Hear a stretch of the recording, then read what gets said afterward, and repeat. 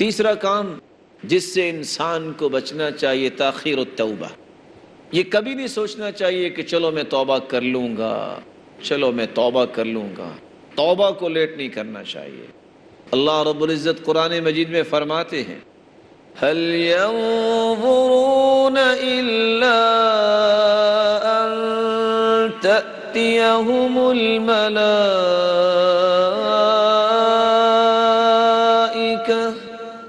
औ यअतिय रब्बुका औ यअतिय बअदु आयाति रब्बिक यौम यअति बअदु आयाति रब्बिका ला यंफउ नफ्सन ईमानुहा लम तकुन आमनत मिन क़ब्लु औ कसबत फ़ी ईमानिहा ख़ैरा क़ुल इंतज़िरू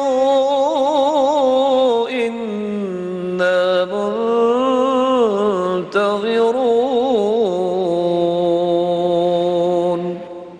क्या इस बात का वो इंतज़ार करते हैं कि अल्लाह के फरिश्ते आए, या तेरा रब आए, या तेरे रब की बाज़ निशानियाँ आएँ? और जब अल्लाह की निशानियाँ आ जाएंगी तो उस दिन कोई उनका ईमान उन्हें नफ़ा नहीं देगा। अगर उससे पहले ईमान नहीं लाए और मौत की गड़गड़ाहट शुरू हो गई है तो उनकी तौबा कबूल नहीं होगी, उनकी तौबा का वक्त ख़त्म हो चुका होगा। अबू हुरैरा रज़ियल्लाहु तआला अन्हु फरमाते हैं, सलासुन इज़ा खरजन ला यनफ़उ नफ्सन ईमानुहा।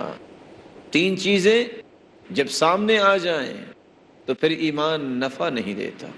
तुलूअ अश-शम्स मिन मग़रिबिहा वद्दज्जाल वदाबतुल अर्ज़। जब दज्जाल आ जाएगा, अगर उससे पहले ईमान नहीं लाया तो दज्जाल के फितने में मुब्तला हो जाए।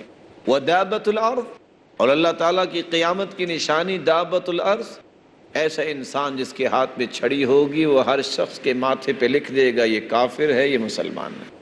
तुलूअ अश-शम्स मिन मग़रिबिहा, और सूरज मगरिब से तुलू हो जाए, फिर ईमान नफ़ा नहीं देगा।